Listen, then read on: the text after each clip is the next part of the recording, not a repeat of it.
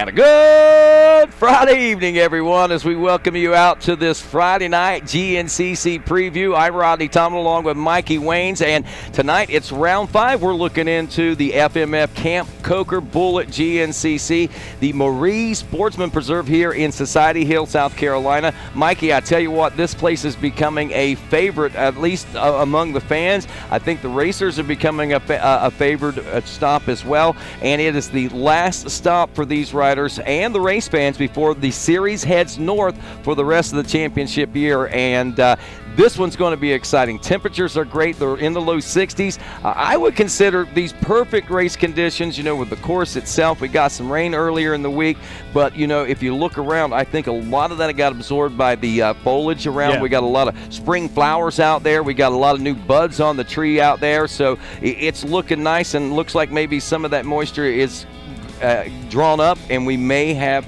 those perfect race conditions that we're looking for. Mikey, I tell you, the stage is set in both the 2- and 4-wheel side of things. First, we're going to take a look at the 4-wheel side of things. I said it a couple of weeks ago, and then I said it a couple of weeks before that. The winds of change are blowing. The points are proving it. Results are proving it. Yeah, no doubt. I mean, if anybody was to say, well, after 5 rounds of racing, Walker Fowler will have the lead. Yeah, you're probably right, but would Bryson Neal be 4 points off? Okay, maybe, if he can stay healthy, and he's staying healthy. Bryson Neal's got something figured out this year, Rodney, and it's working for him, and you can see it when you look at the points. 110 for Walker Fowler, 106 for Bryson Neal. Neal coming off a win. Rodney, is this the season we're just going to watch these guys trade wins back and forth, and whoever ends up off the box for the first time, is that going to be the guy that doesn't win a championship? It could come down to that between these two riders, and consistency is going to pay a huge reward at the end of the season. You look back, and oftentimes championships are won that way just by being consistent. You don't have to win every race. You just got to finish every race, and you need to finish on the podium. And Walker knows this, and he's got 7 championships under his belt. He's working on championship number 8. I think that Bryson knows this now, and he recognizes it, especially after what happened last year. He's had a lot of time to think about it. If nothing else, I think that taught him a lot of lessons. So this is going to be a very interesting championship year between those guys. Everybody behind them is going to be very interesting as well. Who's going to be tag number 3 next year as far as that is concerned? 4, 5, and 6. That old school, young school switch around, we may be seeing changing of the guard on that 4-wheel side of things. Now, as we shift gears, knock a couple wheels off and go to the 2-wheel side of things, we got kind of the same thing going on there. When we opened the season up, we had a really strong, healthy, very bright and optimistic view of what was taking place. That you had your choice. This rider's going to do this, that rider, and everybody had their guy. But so many of their guys have now fallen by the wayside, and now what we are left with is to sit back and say, wow.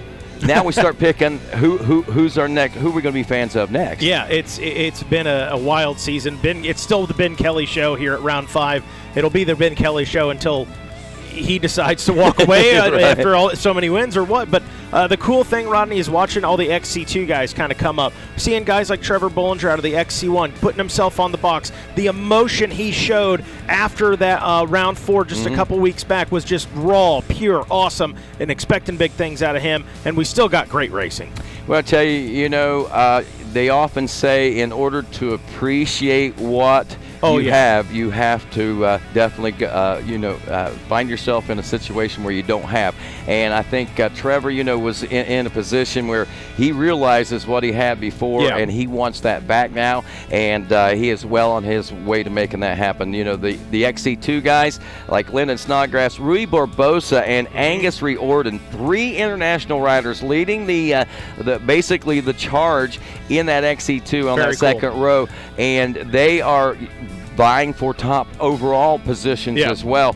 But amazing how strong they've become, and how strong the international talent has become on the XC2 line as well as the XC1 line. When you look at the big picture, it's becoming pretty much a world championship, Mikey. Hey, Mike Wachowski, he's just trying to hold off the invasion right now, Well, if you look at it, Ben Kelly up in the New England area, he's still an American. Even though it's New England, that's still America, so we still got him claimed, guys. That's right. Well, Mikey, I tell you, we've got a lot of great things going on this weekend, and I can't wait to see what happens. Tune in tomorrow on Saturday at 2 o'clock, and as well on Sunday, racertv.com, on YouTube, and all your favorite platforms.